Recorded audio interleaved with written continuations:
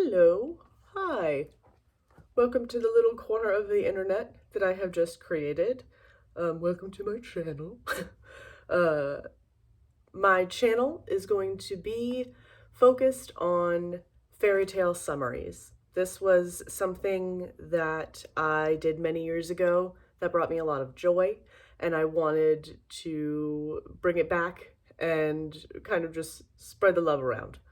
Many years ago, when I was in high school, my friend and I discovered a book at her house.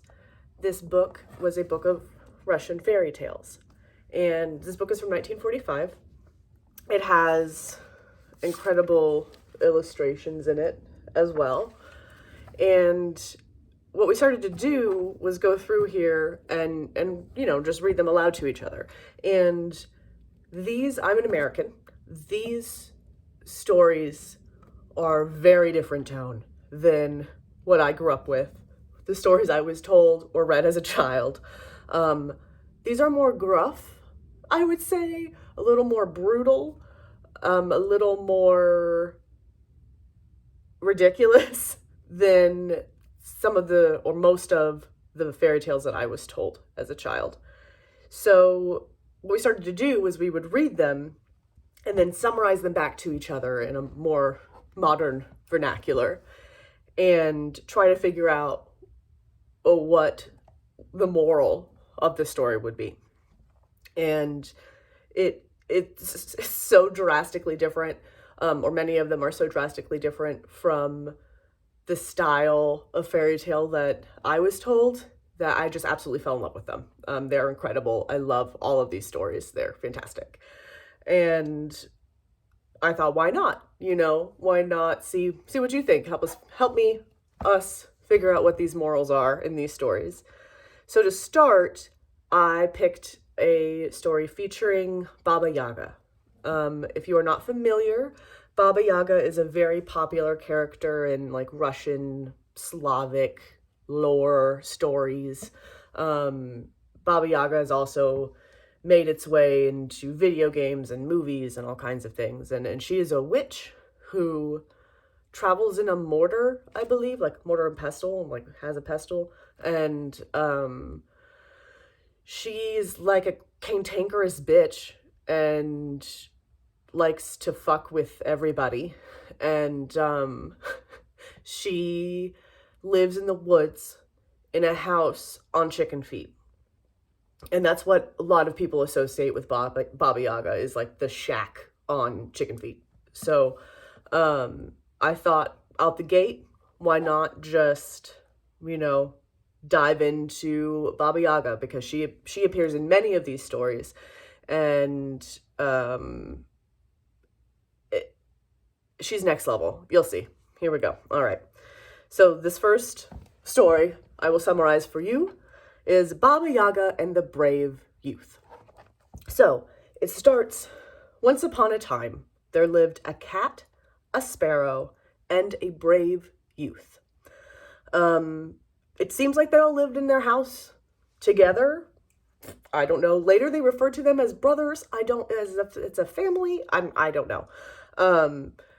Basically what happens is the cat and the sparrow go out into the forest every day to chop wood. Not the child, the cat and the sparrow go to chop wood and tell the brave youth that he needs to stay at home and keep very quiet. It says if Baba Yaga comes and counts the spoons, just says that, counts the spoons, do not say a word and keep quiet. And he's like, okay, go, it's fine, I've got this. So he's chilling alone while they're wood chopping, and it just says, suddenly Baba Yaga came in, took the spoons, and began to count them.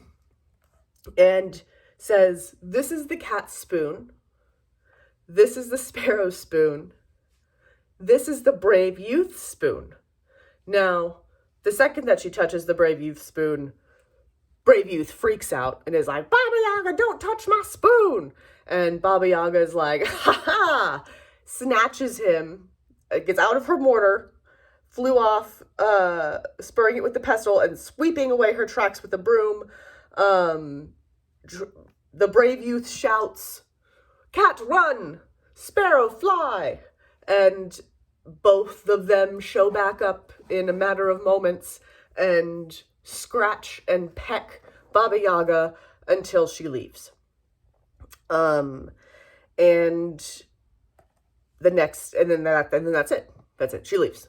The next day, we gotta chop wood. We're a sparrow and a cat. We have to go chop wood. Stay here, brave youth. Don't fucking say anything. If Baba Yaga comes in here, starts counting the spoons, shut the fuck up and just don't say anything. So, of course, within a matter of moments, it seems, after they leave, Baba Yaga shows up and goes straight for the spoons and is like, "This is the cat spoon. This is the sparrow spoon. This is the brave youth spoon." Brave youth, again, "Don't touch my spoon, don't touch my spoon." Basically, "Fuck you, Baba Yaga." And Baba Yaga's like, "Ah ha ha," and pounces on him yet again. And this time is trying to, like, take him with her. She has seized him, it says. And again, the brave youth is like, "Come here, cat. Help me, bird." And they both show up and peck and scratch at Baba Yaga until she lets him go. And off Baba Yaga goes again. The third day, the cat and the sparrow, again, go to chop wood in the forest because they're very bad at chopping wood. And it says that this time they're like, "If Baba Yaga comes, be silent. Today we are going even farther away than we've been going. We cannot help you." So then suddenly, although it's the third day in a row, you wouldn't think it would be a sudden surprise, but suddenly Baba Yaga has appeared, cat and bird are gone, starts counting the spoons, and says, "Here's the cat spoon, here's the sparrow spoon, here is the youth spoon." And the youth says nothing. And she's like, "I'll count them again. Here's the cat spoon. Here's the sparrow spoon. Here is the youth spoon." And again, nothing. And he's like, he can barely contain himself. So one more time. Cat spoon, sparrow spoon, brave youth, not kid, a brave youth spoon. That he just couldn't handle it anymore and was like, he cried. He could not restrain himself any longer and cried loudly, "Do not touch my spoon!" Very Bobby Hill of me just now. "Do not touch my spoon! I don't know you!" And Baba Yaga was like, "Ha ha, you idiot!" And he cries, "Bird, cat!" And bird and cat, they're too far away. They can't help him. So Baba Yaga took him home. And I'm just going to read this part. Baba Yaga took him home, put him in the wooden shed by the stove, made a fire in the stove, and said to her eldest daughter, "I am going to Russia. Meanwhile, roast this brave youth for my dinner." I don't know if she's going to Russia. I don't know where they are currently. But that's what she's doing. Eldest daughter, roast this child, and I'll be back. So she's like, "Yeah, okay, Mom, whatever." And gets the boy out of the shed, gets out the roasting pan, and is like, "Get on the pan. It's time to be cooked." And from what it describes, he lays down on the pan, but like with his legs spread eagle this way. So one foot is toward the floor and one foot is toward the roof, so that he can't fit into the oven is like the idea. And she's the oldest sister. He's laying like that. The oldest sister is like, no, that's not right. You need to lay on it, like all together. And he's like, "I don't understand what you're talking about. Can you show me? And hops off. And she's like, ugh. Gets on there like this. And as soon as she does that, he throws her in the oven and kills her, bakes her, burns her alive. And goes in the oven, and he goes back in the shed and waits for Baba Yaga. And Baba Yaga comes back, and she's like, I'm going to feast and regale myself on the brave youth's bones. And the brave youth is like, it's your daughter. And she's like, the fuck? You're not going to get away with this. Second oldest daughter, come here. I need you to roast this brave youth. And, I'm going to come back later and eat him. Thanks. So again, he comes out of the shed. He gets on the pan, does the weird spread leg thing. She's like, that's not going to work. He's like, well, then I don't know how to do this. You need to show me. And gets on the pan, and he throws her in the oven. She burns alive. He goes back in the shed. Baba Yaga comes home. She's like, fuck yeah, I can finally feast on the bones of the youth. And he's like, haha, it's your second daughter. She's in there. Enjoy that. And she's like, I am not going to let this go. I'm going to figure this out right now. My youngest daughter, come here. Roast this kid. I want to eat his bones. I'm going to leave. And the youngest daughter said that, okay, fine. And literally all it says is, the brave youth shoved her into the oven too. So we can just assume the same thing happened with, I don't know how to do it.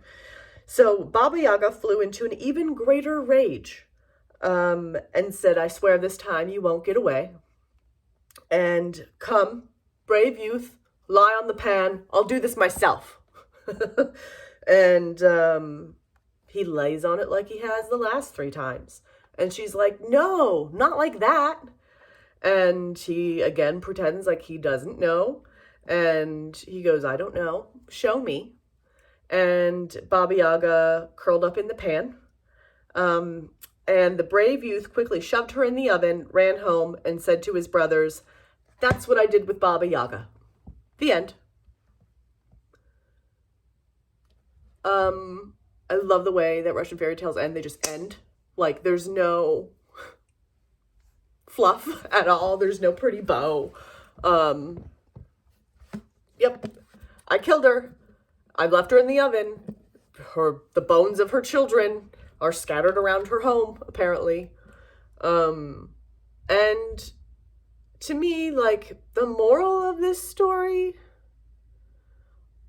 listen the first time, like, Jesus Christ, on both ends. Like, this kid, 3 different times, did the same shit. Baba Yaga got him every time. Like, come on.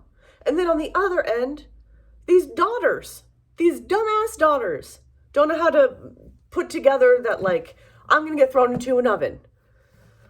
There's just, minimal logic there as well. So, listen the first time.